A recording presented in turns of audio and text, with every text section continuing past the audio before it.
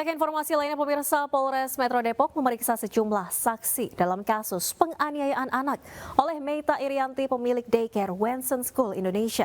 Dari hasil pemeriksaan terungkap tersangka tak memberi upah layak kepada karyawannya dan kerap melontarkan kalimat yang merendahkan mereka.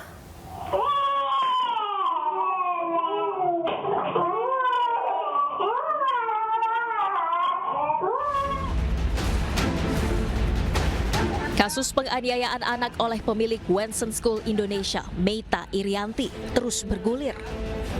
Polres Metro Depok melanjutkan pemeriksaan sejumlah saksi untuk mengungkap tabir kejahatan yang dilakukan tersangka.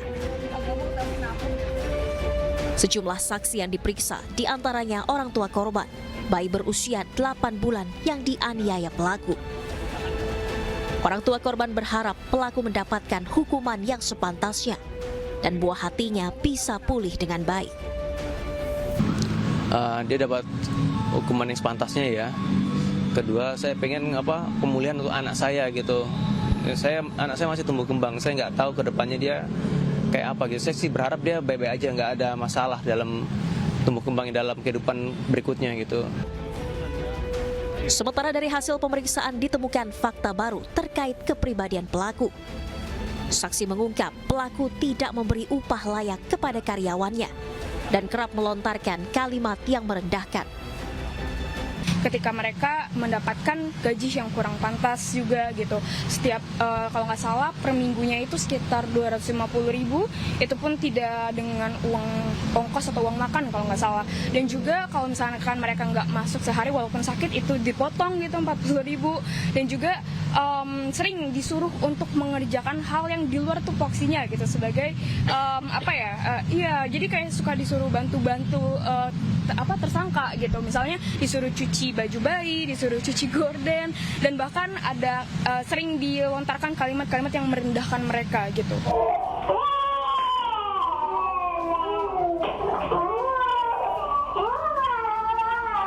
Sementara tersangka Meita Irianti, pemilik daycare sekaligus pelaku penganiayaan sejumlah balita, kini tengah dalam kondisi hamil 4 bulan.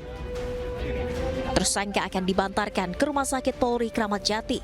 Namun polisi menyebut proses hukum tindak pidana yang dilakukannya tetap berjalan. Tapi keterangan awal sudah kita peroleh cukup untuk melanjutkan penyidikannya, dan saat ini tersangka dalam kondisi kurang sehat, kemungkinan besar akan kita bantarkan. Kalau pembantaran itu kan gini, misalnya masa penahanan 20 hari ya, penahanan pertama kan 20 hari. Kalau dia dibantarkannya di hari ketiga gitu ya. Berarti mulai dari dibantarkan itu sampai dengan dia kembali lagi ke sel tahanan, penahanannya berhenti. Bukan berarti tidak tahan ya, maksud hitungannya berhenti. Jadi misalnya dia tahan 1, 2, 3, 4 gitu ya, masuk lagi hari keempat, penahanannya dilanjutkan hitungannya keempat, kelima. Jadi tidak mempengaruhi masa tahanan gitu kalau dibantarkan. Tetapi dia dibantarkannya harus di Kramat Jati, karena di Kramat Jati memang ada tempat khusus bagi para tersangka yang sakit, sehingga dia tidak juga kemana-mana dan dijaga oleh mereka. Hingga kini polisi masih memeriksa sejumlah saksi dan mencari kemungkinan adanya korban lain selain 2 korban yang telah melapor ke pihak berwajib. Tim Liputan iNews melaporkan. Sementara itu, pemirsa, buntut viralnya kasus penganiayaan terhadap 2 balita oleh tersangka Meita Irianti, Dinas Pendidikan Kota Depok meminta Wensen School ditutup. Selain mempermudah proses penyelidikan, penutupan juga mempertimbangkan perizinan daycare tersebut.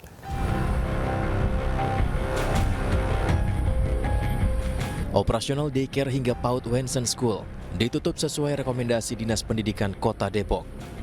Namun hingga saat ini, Dinas Pendidikan Kota Depok belum menginventarisir daycare lain yang juga tidak memiliki izin. Saat ini pihak kepolisian Polres Metro Depok telah memasang garis polisi di area daycare Wensen School yang berada di Jalan Putri Tunggal, Harjamukti, Kota Depok. Kepala Dinas Pendidikan Kota Depok Siti Hairijah mengatakan, hal ini terjadi lantaran adanya kelemahan bersama sehingga tidak mengetahui secara cepat daycare Wensen School ternyata tidak memiliki izin operasional. Daycare ini memang tidak berizin ya. Yang berizin adalah kelompok bermainnya. Tapi itu pun kita evaluasi dan kami sudah rapat dengan Dinas Perizinan Dinas Pendidikan merekomendasikan untuk ditutup lembaga ini. Sebenarnya banyak nggak sih Bu lembaga-lembaga seperti ini di Depok yang tidak punya izin? Nah, kita belum menginventarisir. Iya, Ibu ini kok bisa dia beroperasi sebagai daycare tapi tidak ada izin, itu seperti apa Bu? Nah, ini mungkin kelemahan kita bersama nih.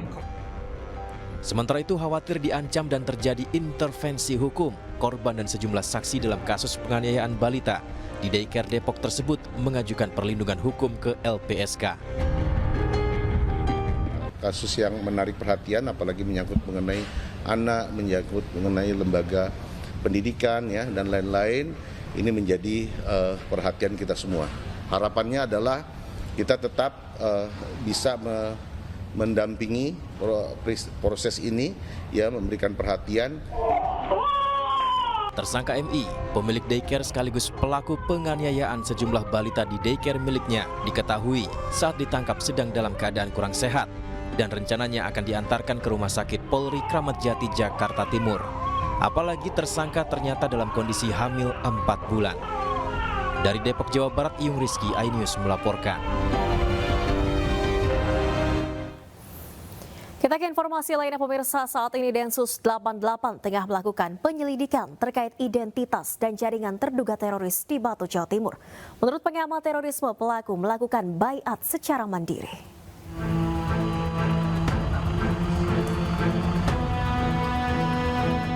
Baiat secara mandiri dan mencari tahu sendiri cara pembuatan bahan peledak dilakukan pelaku terduga teroris yang ditangkap di Batu, Jawa Timur. Hal ini disampaikan pengamat teroris Islah Bahrawi yang juga masih meragukan keterkaitan secara langsung pelaku dengan jaringan teroris tertentu. Dari handphone tersangka ya, tersangka HOK ini atau alias Hamzah ini kan sebenarnya banyak sekali temuan-temuan ternyata dia melakukan baiat secara mandiri terhadap ISIS di Timur Tengah, berbaiat kepada kepemimpinan ISIS Al-Hashimi. Nah, dari situ kemudian keinginan dia untuk melakukan amalia-amalia teror itu terbentuk karena proses baiat tadi. Jadi dia melakukan pembelian-pembelian online, TATP dan berbagai bahan baku bom itu karena ternyata di handphonenya ada tutorial membuat bom dari berbahan dasar TATP. Nah, ini sangat memungkinkan karena memang bahan baku bom ini kan sangat kolektif ya, tidak menggunakan bahan tunggal. Jadi dia berusaha meracik sesuai dengan tutorial yang ada di handphonenya dia. Terjebak dalam pemahaman yang eksklusif, maka dia akan mudah terpapar oleh ajaran-ajaran garis keras atau kelompok kanan jauh. Nah, ini yang dialami oleh anak ini. Sampai saat ini tidak ada temuan bahwa anak ini terafiliasi dengan jaringan tertentu. Atas dugaan ini, Densus 88 harus semakin waspada agar tak ada paparan ajaran-ajaran melenceng yang menyebar di masyarakat. Sebelumnya Densus 88 Anti Teror Polri melakukan penyelidikan dugaan terorisme di Komplek Villa Syariah Bunga Tanjung, Dusun Jeding, Desa Junrejo, Kecamatan Junrejo, Kota Batu, Jawa Timur. Total ada 3 orang terduga teroris yang diamankan. Petugas gabungan melakukan sterilisasi di lokasi penangkapan. Dengan proses penyelidikan dugaan tindak pidana teroris yang dilakukan tim gabungan baik itu dari Densus 88 maupun Polda Jawa Timur kan gitu. Yang pertama kami sampaikan bahwa tim Jibon ini sudah melakukan sterilisasi ya sejak kemarin malah ya. Sejak kemarin sekitar pukul 20.00 itu sudah melakukan sterilisasi terkait dengan TKP rumah ini ya.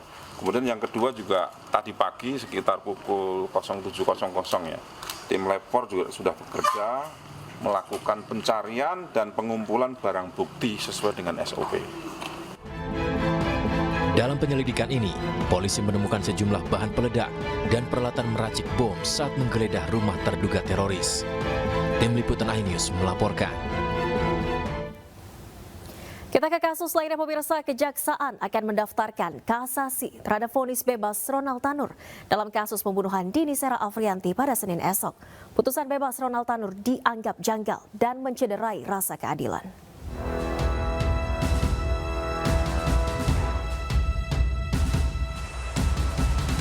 Kejaksaan akan mendaftarkan memori kasasi terhadap vonis bebas Gregorius Ronald Tanur dalam kasus penganiayaan dan pembunuhan Dini Sera Afrianti. Penyusunan memori kasasi dilakukan usai Kejari Surabaya menerima salinan putusan Majelis Hakim Pengadilan Negeri Surabaya. Menurut Kasih Intelijen Kejari Surabaya, Putu Arya Wibisana, rencananya kasasi akan diajukan pada Senin besok ke Mahkamah Agung. Ronald Tanur, anak dari mantan anggota DPR RI Edward Tanur, telah bebas dari Rutan 1 Surabaya pada 24 Juli lalu. Bebasnya Ronald Tanur atas vonis Majelis Hakim Surabaya yang dipimpin Erin Tuah Damanik. Menurut Hakim, tidak ada satupun saksi yang melihat peristiwa penganiayaan.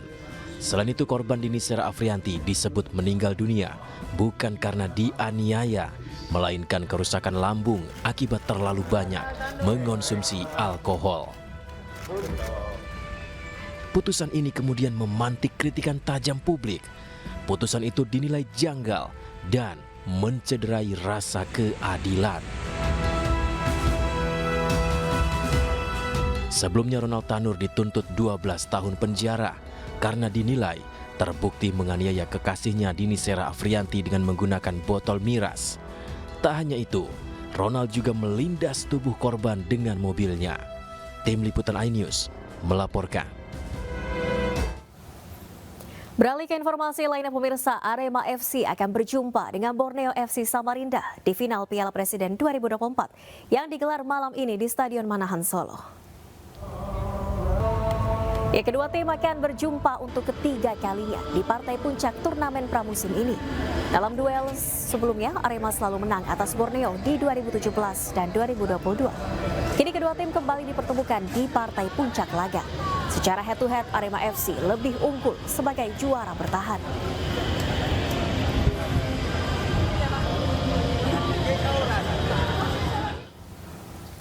Ya pemirsa, lalu bagaimana euforia dan keseruan final Piala Presiden? Sudah tersambung rekan kami Septiantoro di Stadion Manahan Solo. Selamat malam Septiantoro, bagaimana suasana terkini di sana? Selamat malam Valeri dan pemirsa. Saat ini saya berada di pintu utama Stadion Manahan Kota Solo, di mana pintu ini digunakan untuk lewat para pemain. Tadi sudah datang dari pintu ini yang digunakan untuk para pemain juga para supporter. Di malam kali ini ada dua pintu yang dibuka untuk para supporter, yaitu di pintu utama dan di pintu utara. Menariknya, nanti di pintu utara nanti juga dapat ditemukan sejumlah UMKM, sedikitnya ada 80 UMKM yang dilibatkan untuk memberikan fasilitas kepada pemirsa, sehingga pemirsa tidak perlu susah-susah untuk membeli makanan ataupun minuman sambil beristirahat menunggu jeda waktu ataupun sambil beristirahat untuk menyaksikan malam final pada kali ini. Demikian Valeri. Baik, terima kasih atas laporannya Septiantoro dari Stadion Manahan Solo. Selamat bertugas kembali Septiantoro. Ya pemirsa, saksi kunci kasus kematian Vina dilaporkan atas kesaksian palsu. Saka Tatal akan dipanggil sebagai saksi. Selengkapnya usai jeda, tetaplah di iNewsroom.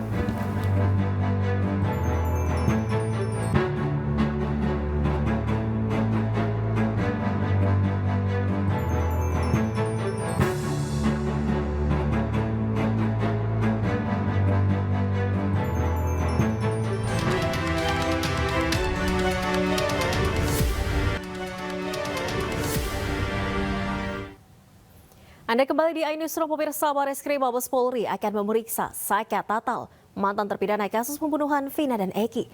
Pemeriksaan dilakukan buntut adanya pelaporan terhadap Aib dan Dede yang dianggap memberikan kesaksian palsu.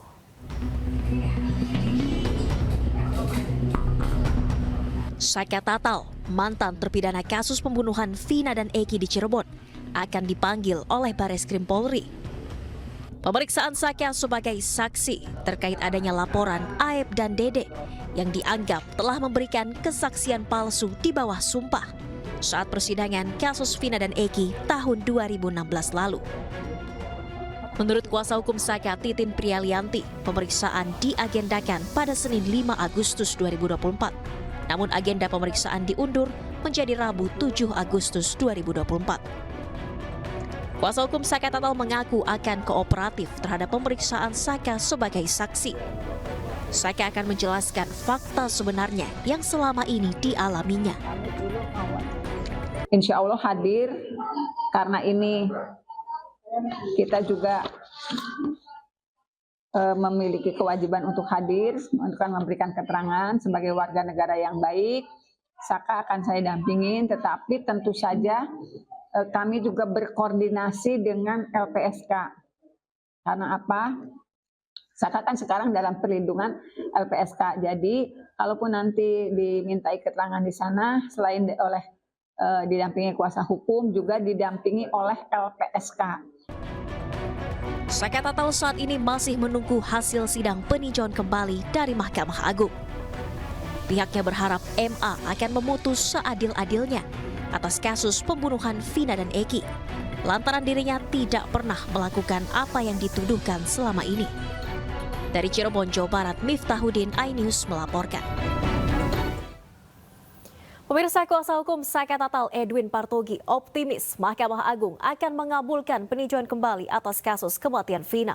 Menurut pihaknya, bukti baru dan keterangan saksi ahli maupun fakta yang dihadirkan telah cukup untuk menjelaskan kematian Vina dan Eki akibat kecelakaan, bukan pembunuhan.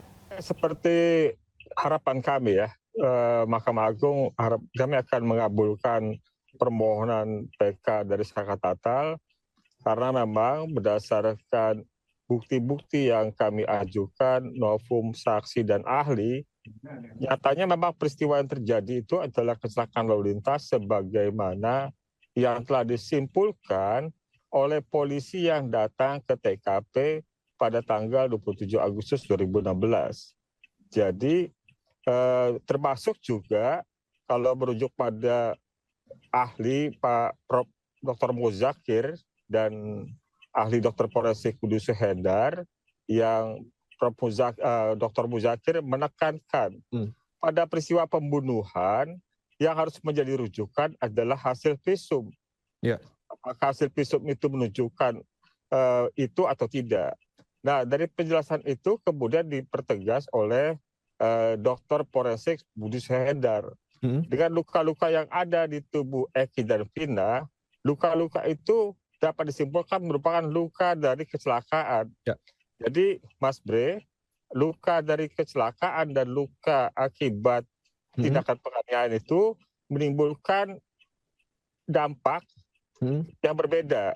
Ya, kalau luka akibat penganiayaan, maka akan ada lebam luar, baik karena alat itu, alat tangan, kayu atau batu atau apapun itu menyentuh kulit. Ya. Gitu loh.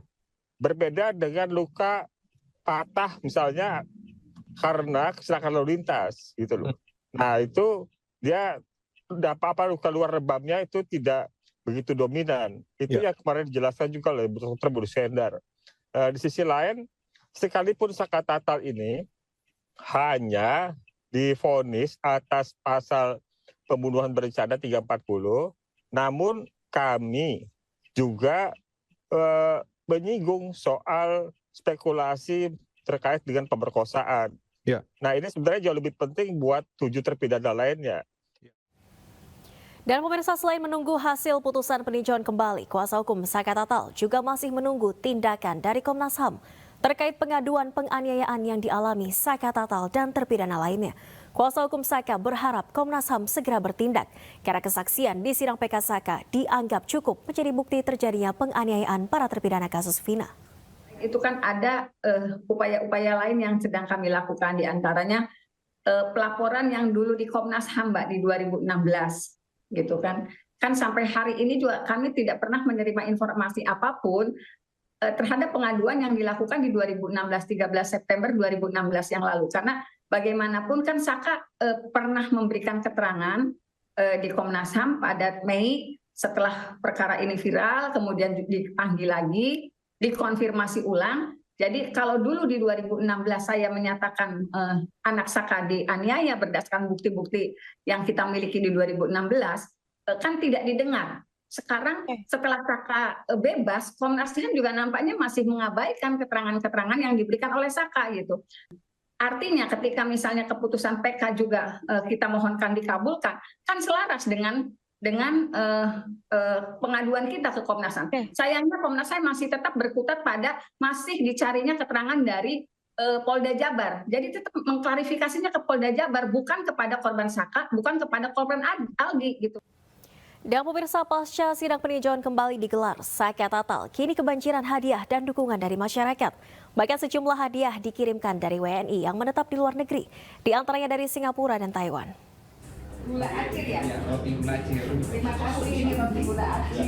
Usai menjalani sidang peninjauan kembali atas kasus kematian Vina yang membuatnya mendekam di balik jeruji selama 8 tahun, Saka Tatal kini mendapatkan banjir dukungan dari masyarakat. Sejumlah warga bahkan rela menemui Saka secara langsung di Cirebon, Jawa Barat, maupun mengirimkan hadiah seperti uang tunai, makanan, pakaian, dan perlengkapan sehari-hari. Warga yang datang maupun mengirimkan hadiah tak hanya berasal dari warga yang berdomisili di Jawa Barat dan sekitarnya, namun juga WNI yang menetap di luar negeri, seperti Singapura dan Taiwan. Tekanan psikologis yang luar biasa seperti pukulan, bagaimana beliau dikencingin, disetrum, itulah yang membuat saya terpanggil datang ke sini ingin memberikan support dan semangat. Pasca digelarnya rangkaian sidang peninjauan kembali Saka Tatal, kini keputusan ada di ranah Mahkamah Agung untuk mengabulkan atau tidak gugatan hukum yang diajukan Saka. Dari Cirebon, Jawa Barat, Miftahudin, iNews melaporkan. Dan pemirsa mengaku mengantongi bukti baru atau novum pamungkas. Rivaldi, salah satu terpidana kasus Vina, akan mengajukan peninjauan kembali. Selain novum, pihaknya juga menyiapkan sejumlah saksi fakta yang membuktikan dirinya tak bersalah.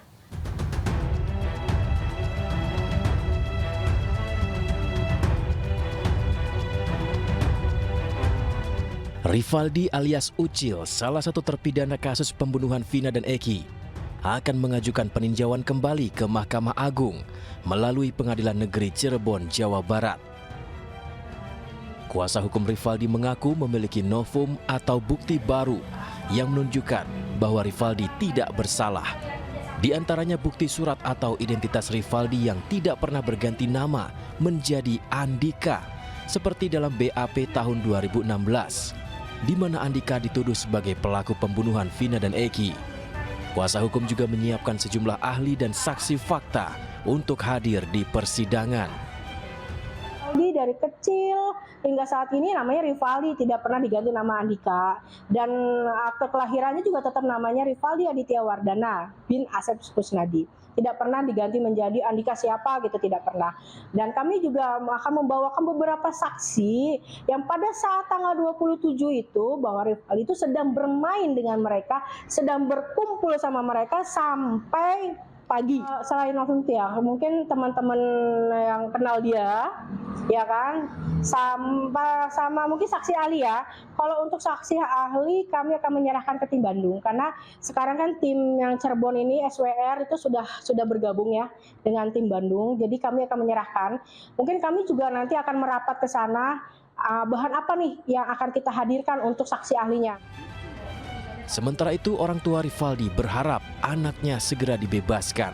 Apalagi pada saat kejadian berlangsung, Rivaldi berada di kawasan Pandesan, Kota Cirebon bersama teman-temannya. Rivaldi di sana yang sabar, yang kuat. Papa di sini berjuang buat kamu. Itu aja. Artinya apa yang ingin disampaikan terhadap disampaikan nanti? Cuman perbaikan nama aja itu dengan saksi-saksi temennya yang udah pada muncul mau. Rivaldi adalah salah satu terpidana dalam kasus pembunuhan Vina dan Eki yang tempat tinggalnya jauh dengan terpidana lainnya. Ia bukan teman dari 6 terpidana yang masih mendekam di dalam tahanan. Dari Cirebon, Jawa Barat, Miftahudin, iNews melaporkan. Pemirsa, dua petinggi Partai Gerindra, Sufmi Dasko dan Habibur Rahman bertemu dengan Habib Rizik Syihab di Petamburan, Jakarta Pusat. Informasi selengkapnya hadir usai jeda. Tetaplah di iNewsroom.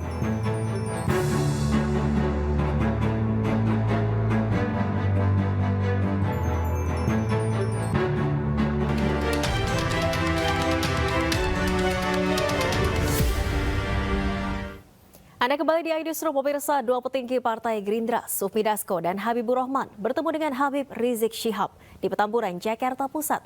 Pertemuan ini dilakukan dalam rangka silaturahmi kebangsaan. Momen pertemuan Sufmi Dasko dan Habibur Rahman bersama Habib Rizik Syihab terungkap melalui unggahan akun sosial media Instagram Habibur Rahman. Dalam video ini kedatangan Sufmi Dasko dan Habibur Rahman disambut langsung oleh Habib Rizik Syihab yang didampingi oleh sejumlah ulama lainnya. Pertemuan berlangsung hangat dan membicarakan sejumlah isu dengan fokus kemaslahatan bangsa.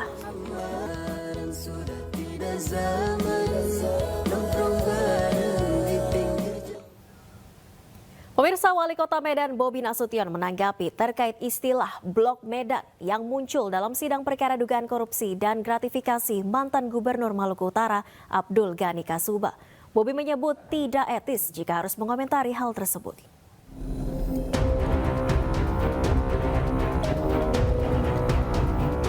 Dalam sidang diungkap istilah Blok Medan yang sering digunakan oleh Abdul Ghani Kasuba untuk menggambarkan pengurusan izin usaha pertambangan di Maluku Utara.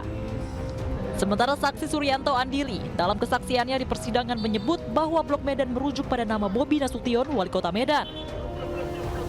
Menurut Bobi, hal tersebut adalah keputusan persidangan dan dirinya tidak memiliki komentar lebih lanjut. Bobi menambahkan, silakan saja menyebut namanya di persidangan. Yang jelas Bobi tidak memiliki jawaban apapun soal Blok Medan tersebut. Pak Olin, terkait sidang Gubernur Maluku, Pak, menyebutkan ada Blok Medan sendiri, Pak, itu tanggapan Bapak gimana, Pak? Ya, pokoknya saya itu kan hasil sidang ya. Hasil sidang, saya rasa kalau untuk dikomentari dalam seperti ini saya nggak etis. Silakan saja di persidangan. Apapun yang disebutkan saya ikut saja di persidangan. Ya, terima kasih, Pak. Terima kasih, Pak. Sebelumnya, kode Blok Medan terungkap dalam sidang kasus suap mantan Gubernur Maluku Utara, Abdul Ghani Kasuba di Pengadilan Negeri Ternate 31 Juli silam. Istilah ini disebut salah seorang saksi terkait tentang pengurusan izin usaha tambang. Mantan Gubernur Maluku Utara Abdul Ghani Kasuba diduga telah menerima suap sebesar 5 miliar rupiah dan gratifikasi 99,8 miliar rupiah. Selain istilah Blok Medan, dalam persidangan juga terungkap aliran dana dari rekening Abdul Ghani mengalir ke 34 perempuan, mulai dari puluhan juta hingga miliaran rupiah. Tim Liputan iNews melaporkan. Kita ke informasi lainnya, pemirsa. Irjen Kementerian Perdagangan Komisaris Jenderal Ahmad Lutfi mengisyaratkan dirinya siap maju dalam kontestasi Pilkada Jawa Tengah. Menurutnya, pemimpin yang baik tidak pernah pensiun dalam pengabdian dimanapun berada.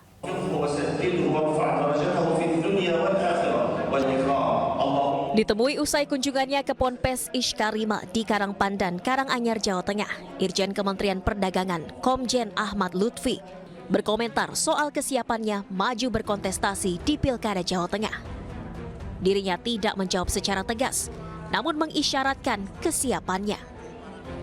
Ahmad Lutfi menuturkan pemimpin boleh pensiun karena regulasi.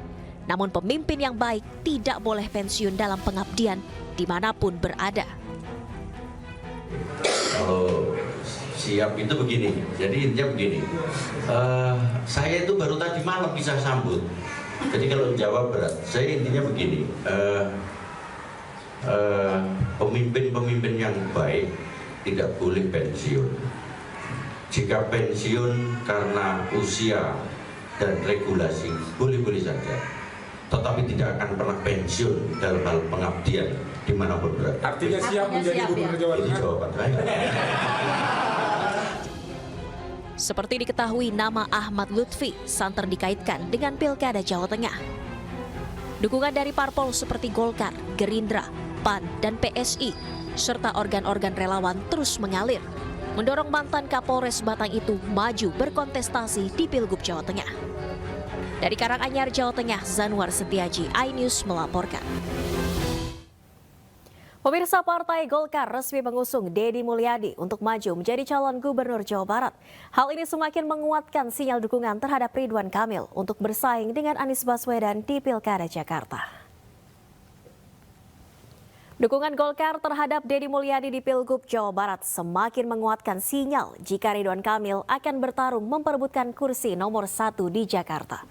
Meski demikian, Ketua Umum Golkar Erlangga Hartarto masih enggan menyebut secara langsung terkait dukungannya kepada Ridwan Kamil di Pilkada Jakarta.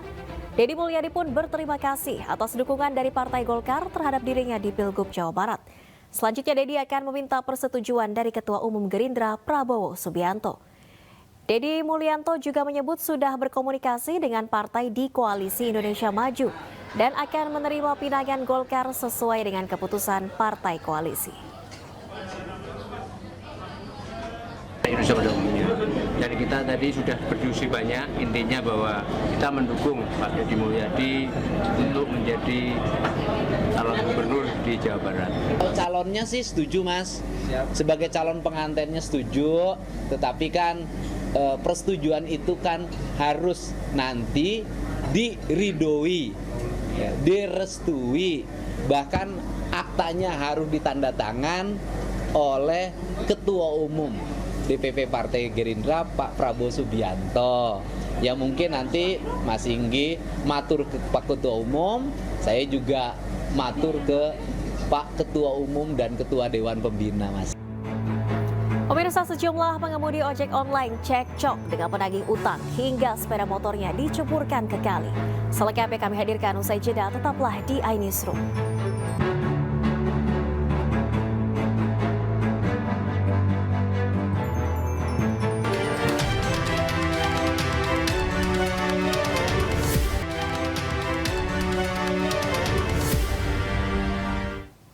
Terima kasih Anda masih di iNewsroom. Pemirsa, sejumlah pengemudi ojek online terlibat keributan dengan sekelompok debt collector. Bahkan satu sepeda motor milik debt collector diceburkan ke dalam aliran kali oleh para pengemudi ojol. Ya kembang juga ya. Kalau kata ya para sahabat Gondos itu ya, ini motor-motornya sedang diceburin di kali, aduk nih. Pengemudi ojol menuntut sebuah sepeda motor milik kelompok debt collector dan langsung diceburkan ke dalam aliran kali Anak Ciliwung di Jalan Gunung Sahari Raya, Sawah Besar, Jakarta Pusat. Kemarahan para pengemudi ojol ini dipicu ulah sekelompok debt collector yang mencoba merampas sepeda motor milik seorang emak-emak saat melintas di jembatan merah. Beberapa pengemudi ojol yang mengetahui kejadian ini mencoba untuk menengahi, malah terlibat keributan dengan para debt collector. Lantaran kalah jumlah, sekelompok debt collector kemudian kabur meninggalkan satu unit sepeda motor. Motor ini pun langsung diceburkan para pengemudi ojol ke dalam kali. Ini Pak jalannya Pak jalan terus makan ke sono, ambil batu, kita disambil batu. Sambil batu, terus kita jadi batu lagi, sono rame. Akhirnya sambil pulang, beruduk ke matras itu. Ada berapa orang mangkalnya Bang? Kurang lebih 6. Yang biasa mangkal di sini perapatan atau orang?